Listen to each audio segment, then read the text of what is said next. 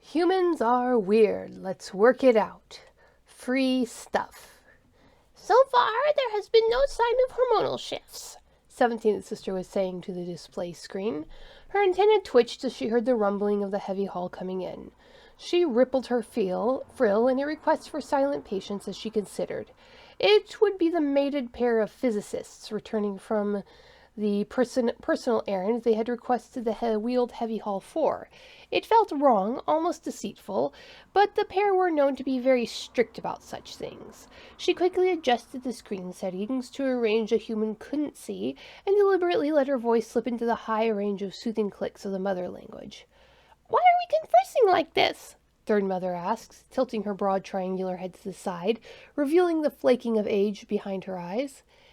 "There are humans coming in from outside," 17th Sister replied, "and we do not wish them to know about your suspected hormonal condition," Third Mother said, her worn mandibles clicking tightly in disappointment.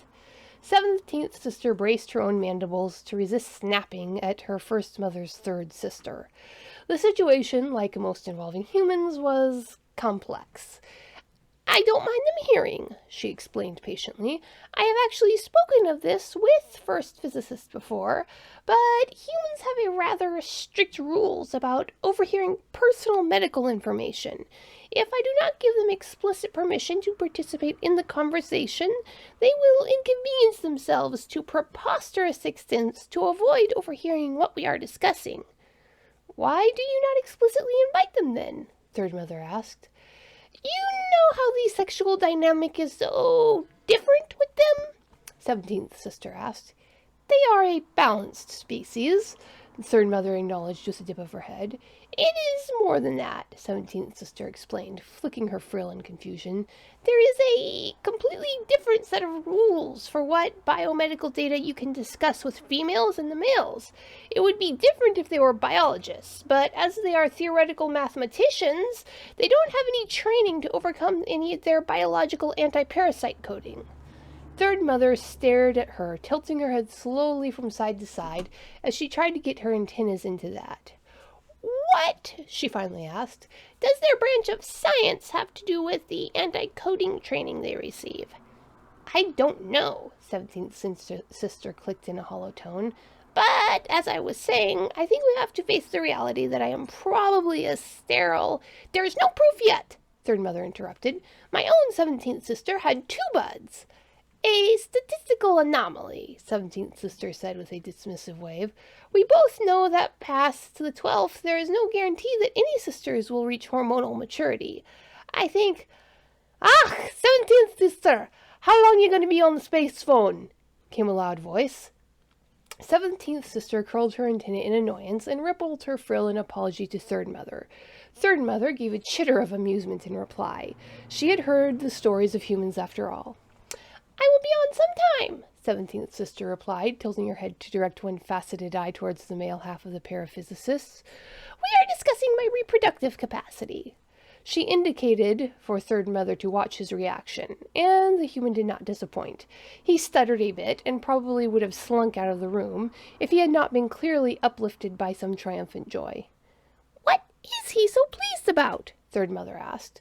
"Would it be rude to ask him to share his joy?" "Not in the least," 17th Sister replied, before lowering the tone of her voice back to the human auditory range.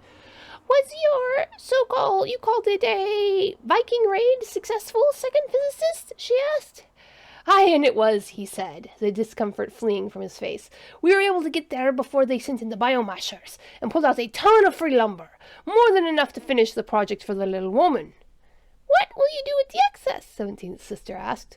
"Oh," the human waved a hand dismissively, "build a wee shed and store it till we need it for something or the other."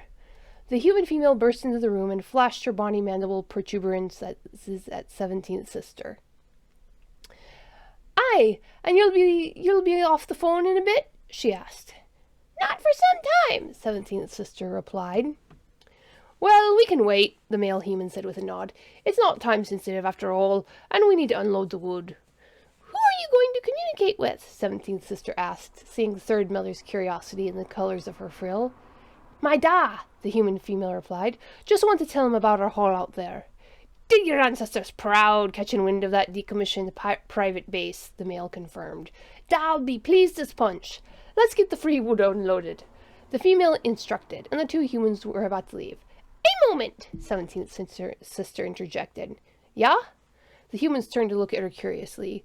You did not call your first father when your last theory was confirmed by the team of the gathering in the next system, 17th sister observed. Space calls are expensive, one human said with a shrug. We just told them in the scheduled one a few days later. You did not call them when your experiment was approved by the Central University, 17th sister observed again. Expensive, the male repeated with a shrug. If I understand the situation, 17th sister said slowly, you value the processed tree fibers because you're able to get them for free. Now you want to spend a significant amount to call your first father to boast of this free wood? That's the idea, the human female replied with a grin. You did your ancestors proud, the male repeated with a grin, reaching out and dropping his arm around his mate's shoulders. Dad needs to know about this. Let us know when the space phone's free, 17. The two walked out, still leaning to the shoulders, and Third Mothers clicked and hissed in approval at the adorable behavior of the pair. But despite her obvious amusement, there was still a perplexed set to her antenna.